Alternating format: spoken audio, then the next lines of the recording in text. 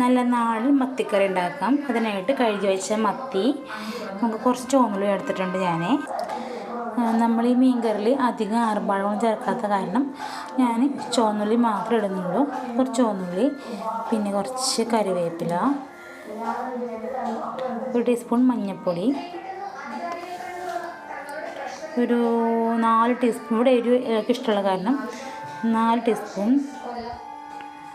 മുളക് പൊടി,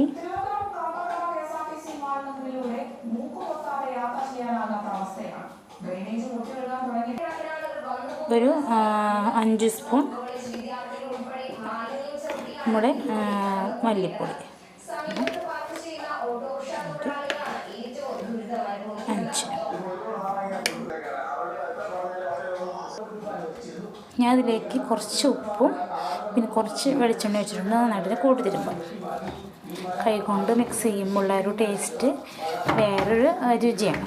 നല്ലപോലെ ഇങ്ങനെ മിക്സാക്കി കൊടുക്കാം. ഇപ്പോൾ ഒക്കെ കൈ കൊണ്ട് മിക്സ് ആക്കിയിട്ടുണ്ട്. നമുക്കിതിന് കുറച്ച് പുളിവെള്ളം, ഞാൻ എടുക്കുന്ന വാളംപുളിയാണ്. ആ പുളിവെള്ളം കുറച്ച് ഒഴിച്ച് കൊടുക്കുക. മെല്ലെ ഒഴിച്ചിട്ട് മെല്ലെ മിക്സ് ആക്കുക.